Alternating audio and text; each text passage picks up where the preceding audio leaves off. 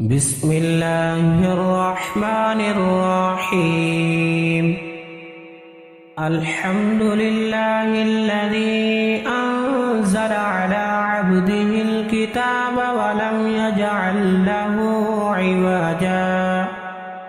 قيما لينذر بأسا شديدا من لدنه ويبشر المؤمنين الذين يعملون الصالحات أن لهم أجرا حسنا ماكثين فيه أبدا وينذر الذين قالوا اتخذ الله ولدا ما لهم به من علم ولا لآبائهم كبرت كلمة تخرج من أفواههم إن يقولون إلا كذبا فلعلك باخع نفسك على آثارهم إن لم يؤمنوا بهذا الحديث أسفا إنا جعلنا ما على الأرض زينة لها لنبلوهم أيهم أحسن عملا وإنا لجاعلون ما عليها صعيدا جرزا أم حسبت أن أصحاب الكهف والرقيم كانوا من آياتنا عجبا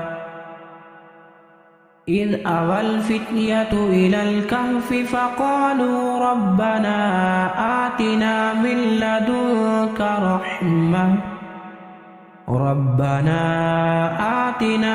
لدنك رحمة وهيئ لنا من أمرنا رشدا فضربنا على آذانهم في الكهف سنين عددا ثم بعثناهم لنعلم أي الحزبين أحصى بما لبثوا أمدا نحن نقص عليك نبأهم بالحق إنهم فتية آمنوا بربهم وزدناهم هدى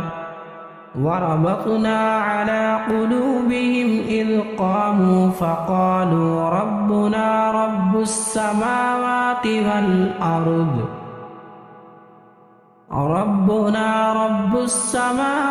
والأرض لن ندعو من دونه إلها لقد قلنا إذا شططا هؤلاء قومنا اتخذوا من دونه آلهة لولا يأتون عليهم بسلطان بين فمن أظلم ممن افترى على الله كذبا وإذ اعتزلتموهم وما يعبدون إلا الله فأووا إلى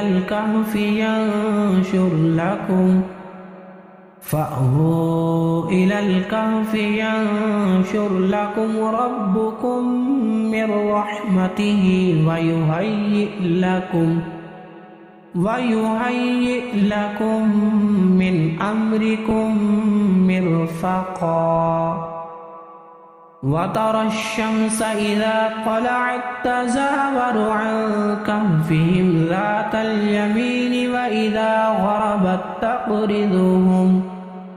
وإذا غربت تقرضهم ذات الشمال وهم في فجوة منه ذلك من آيات الله من يهد الله فهو المهتد ومن يضلل فلن تجد له وليا مرشدا وتحسبهم أيقاظا وهم رقود ونقلبهم ذات اليمين وذات الشمال وكلبهم باسط ذراعيه بالوصيد لو اطلعت عليهم لوليت منهم فرارا ولملئت منهم رعبا وكذلك بعثناهم ليتساءلوا بينهم قال قائل منهم كم لبثتم قالوا لبثنا يوما أو بعض يوم قالوا ربكم أعلم بما لبثتم فابعثوا أحدكم بورقكم هذه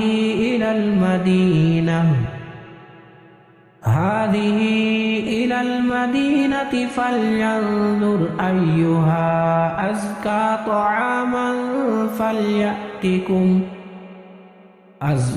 طعاما فليأتكم برزق منه وليتلطف ولا يشعرن بكم أحدا إنهم إن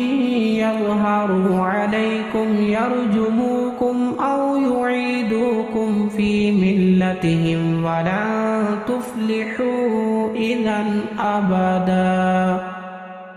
وكذلك أعثرنا عليهم ليعلموا أن وعد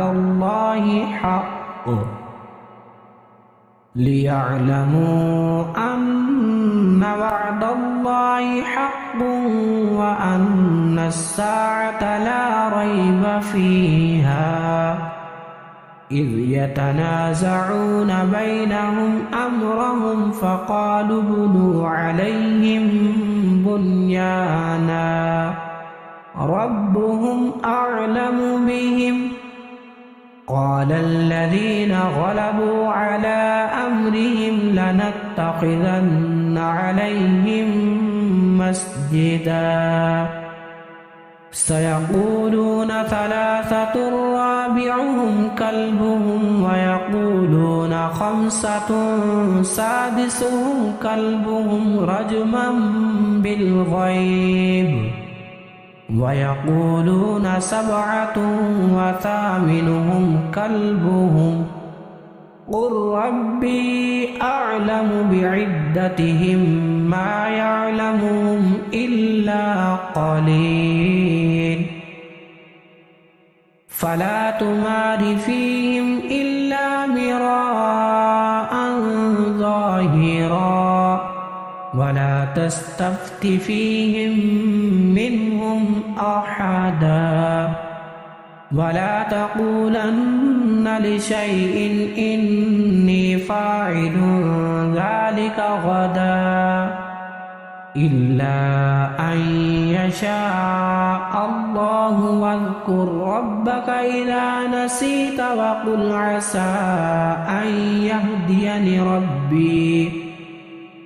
وقل عسى أن يهديني ربي لأقرب من هذا رشدا ولبثوا في كهفهم 300 سنين وازدادوا 9 قل الله أعلم بما لبثوا له غيب السماوات والأرض ما لهم من دونه من ولي ولا يشرك في حكمه أحدا واتل ما أوحي إليك من كتاب ربك لا مبدل لكلماته ولن تجد من دونه ملتحدا واصبر نفسك مع الذين يدعون ربهم بالغداة والعشي يريدون وجهه ولا تعد عيناك عنهم تريد زينة الحياة الدنيا ولا تطع من أغفلنا قلبه عن ذكرنا واتبع هواه وكان أمره فرطا وقل الحق من ربكم فمن شاء فليؤمن ومن شاء فليكفر إنا أعتدنا للظالمين نارا أحاط بهم سرادقها وإن يستغيثوا يغاثوا بماء كالمهل يشفي الوجوه بئس الشراب وساءت مرتفقا إن الذين آمنوا وعملوا الصالحات إنا لا نضيع أجر من أحسن عملا أولئك لهم جنات عدن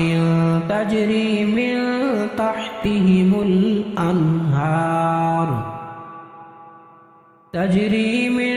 تحتهم الأنهار يحلون فيها من أساور من ذهب ويلبسون ثيابا خضرا من سندس واستبرق متكئين فيها على الأرائك نعم الثواب وحسنت مرتفقا واضرب لهم مثلا الرجلين جعلنا لأحدهما جنتين من أعناب وحففناهما بنخل وجعلنا بينهما زرعا كلتا الجنتين آتت أكلها ولم تظلم منه شيئا وفجرنا خلالهما نهرا وكان له ثمر فقال لصاحبه وهو يحاوره أنا أكثر منك مالا وأعز نفرا ودخل جنته وهو ظالم لنفسه قال ما أظن أن تبيد هذه أبدا وما أظن الساعة قائمة ولئن رددت إلى ربي لأجدن خيرا منها منقلبا قال له صاحبه وهو يحاوره أكفرت بالذي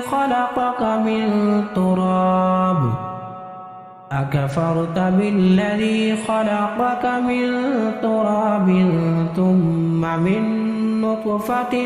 ثم سواك رجلا لكن هو الله ربي ولا أشرك بربي أحدا ولولا إذ دخلت جنتك قلت ما شاء الله لا قوة إلا بالله إن ترني أنا أقل منك مالا وولدا فعسى ربي أن يؤتيني خيرا من جنتك ويرسل عليها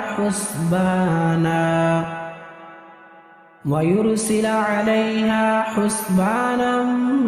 من السماء فتصبح صعيدا زلقا أو يصبح ماؤها غورا فلن تستطيع له طلبا وأحيط بثمره فأصبح يقلب كفيه على ما أنفق فيها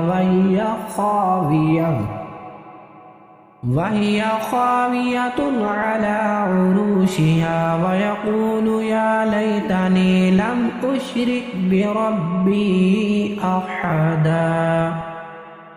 ولم تكن له فئة ينصرونه من دون الله وما كان منتصرا هنالك الولاية لله الحق هو خير ثوابا وخير عقبا واضرب لهم مثل الحياة الدنيا كماء أنزلناه من السماء فاختلط به نبات الأرض فأصبح هشيما تذروه الرياح وكان الله على كل شيء مقتدرا المال والبنون زينة الحياة الدنيا والباقيات الصالحات خير عند ربك ثوابا وخير أملا ويوم نسير الجبال وترى الأرض بارزة وحشرناهم فلم نغادر منهم أحدا وعرضوا على ربك صفا لقد جئتمونا كما خلقناكم أول مرة بل زعمتم أن لن نجعل لكم موعدا ووضع الكتاب فترى المجرمين مشفقين مما فيه ويقولون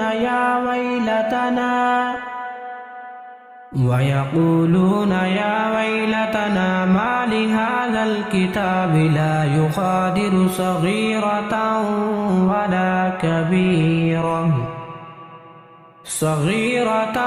ولا كبيرة إلا أحصاها ووجدوا ما عملوا حاضرا ولا يظلم ربك أحدا وإذ قلنا للملائكة اسجدوا لآدم فسجدوا إلا إبليس كان من الجن ففسق عن أمر ربه أفتتخذونه وذريته أولياء من دوني وهم لكم عدو بئس للظالمين بدلا ما أشهدتم خلق السماوات والأرض ولا خلق أنفسهم وما كنت متخذ المضلين عضدا ويوم يقول نادوا شركائي الذين زعمتم فدعوهم فلم يستجيبوا لهم وجعلنا بينهم موبقا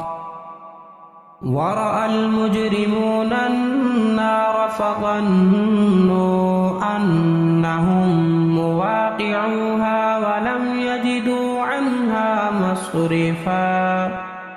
ولقد صرفنا في هذا القرآن للناس من كل مثل وكان الإنسان أكثر شيء جدلا وما منع الناس أن يؤمنوا إذ جاءهم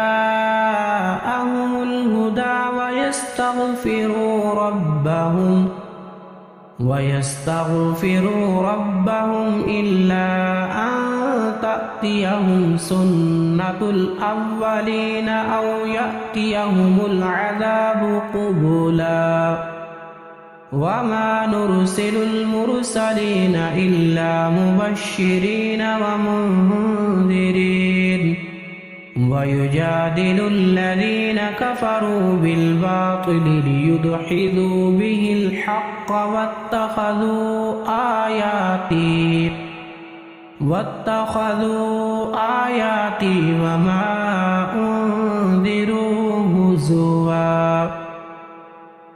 ومن أظلم ممن ذكر بآيات ربه فأعرض عنها ونسي ما قدمت يداه إنا جعلنا على قلوبهم أكنة أن يفقهوا وفي آذانهم وقرا وإن تدعوهم إلى الهدى فلن يهتدوا إذا أبدا وربك الغفور ذو الرحمة لو يؤاخذهم بما كسبوا لعجل لهم العذاب بل لهم موعد لن يجدوا من دونه موئلا وتلك القرى أهلكناهم لما ظلموا وجعلنا لمهلكهم موعدا لا أبرح حتى أبلغ مجمع البحرين أو أمضي حقبا مع بينهما نسيا حوتهما فاتخذ سبيله في البحر سربا فلما جاوزا قال لفتاه آتنا غداءنا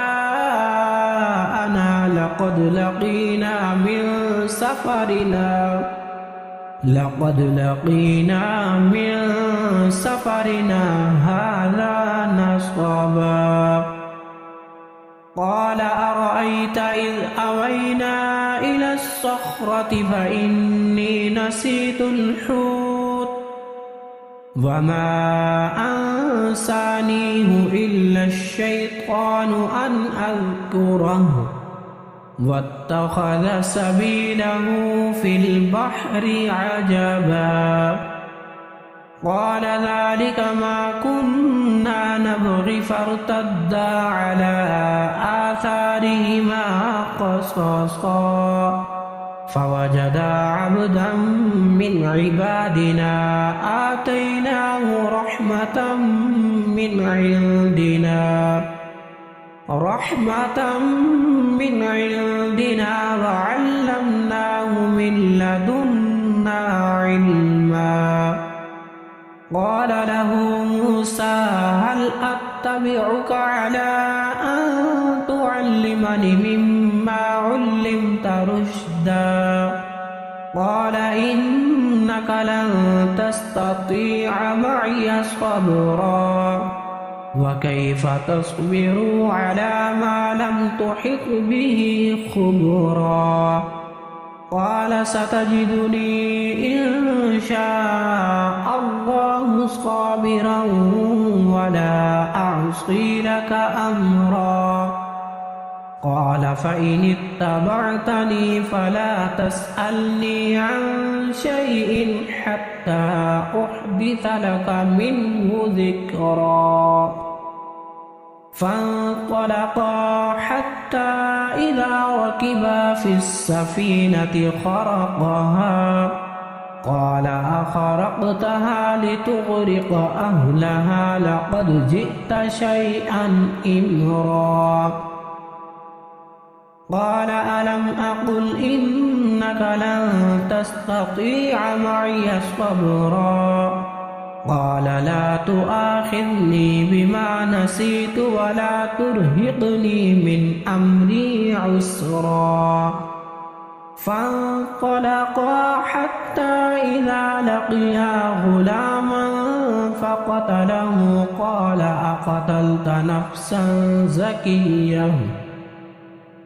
أقتلت نفسا زكية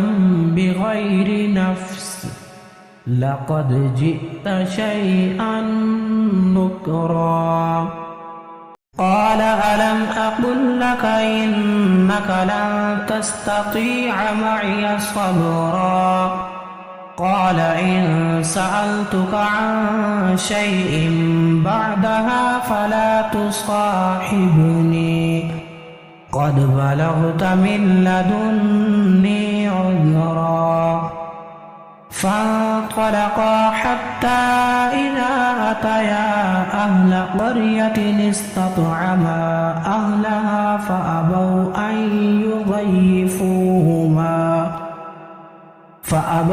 أن يضيفوهما فوجدا فيها جدارا يريد أن ينقض فأقامه قال لو شئت لاتخذت عليه أجرا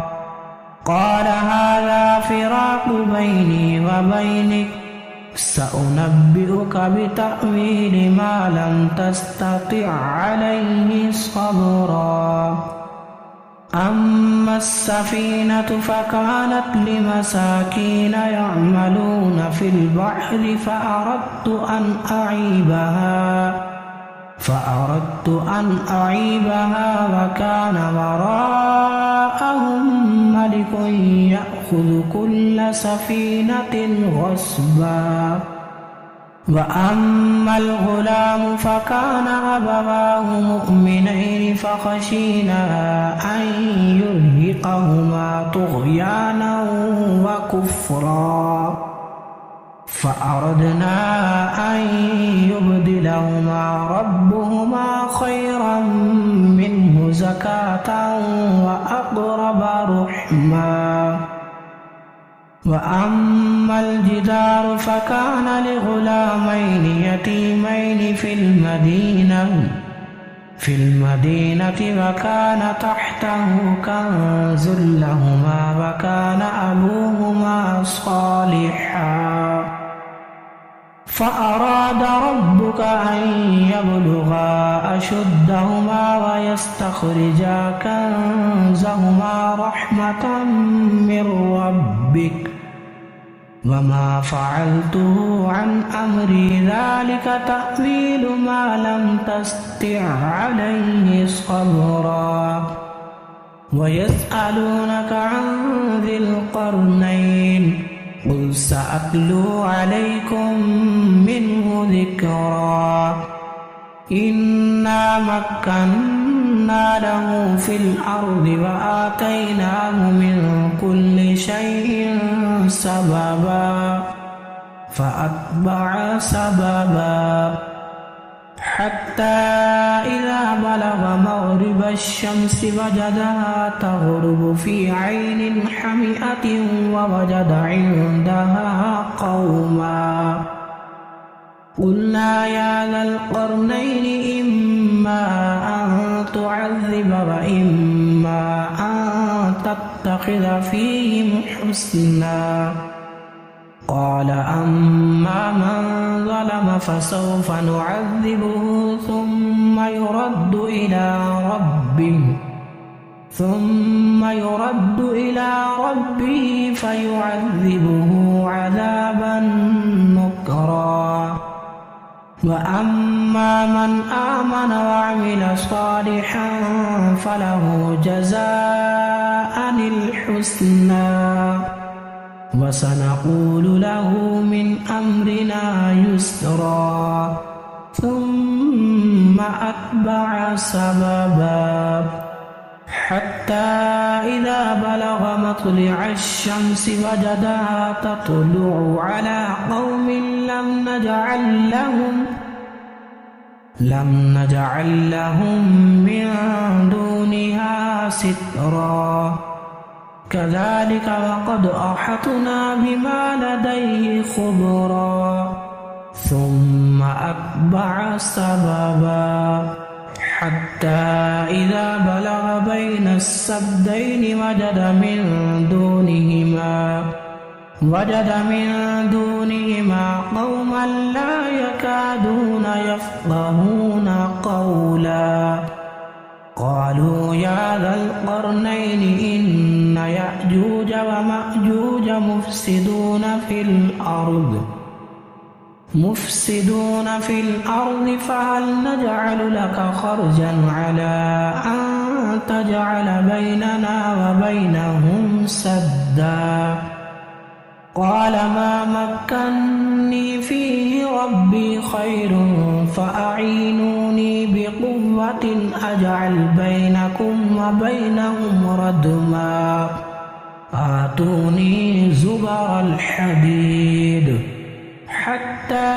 إذا ساوى بين الصدفين قال انفخوا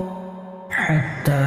إذا جعله نارا قال آتوني أفرغ عليه قطرا فما استطاعوا أن يظهروا وما استطاعوا له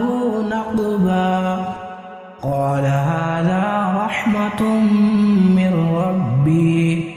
فإذا جاء وعد ربي جعله دكا وكان وعد ربي حقا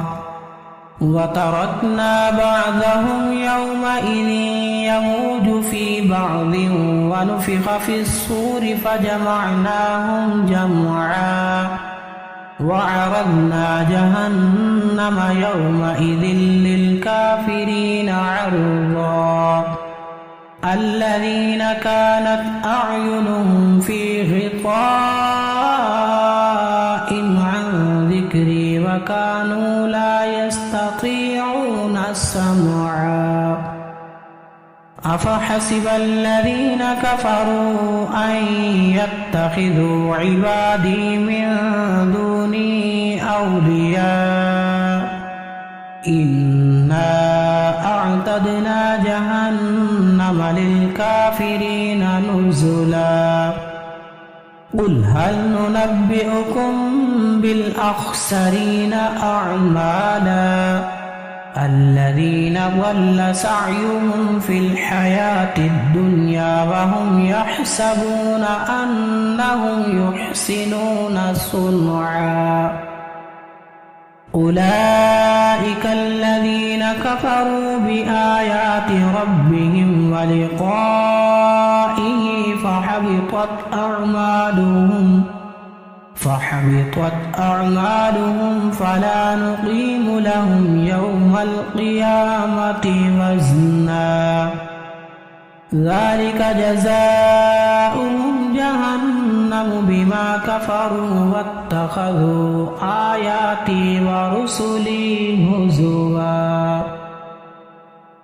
إن الذين آمنوا وعملوا الصالحات كانت لهم جنات الفردوس نزلا خالدين فيها لا يبغون عنها حولا قل لو كان البحر مدادا لكلمات ربي لنفد البحر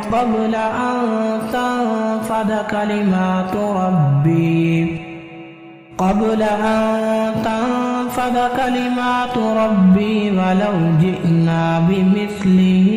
مددا قل إنما أنا بشر مثلكم يوحى إلي أنما إلهكم إله واحد فمن كان يرجو لقاء ربه فليعمل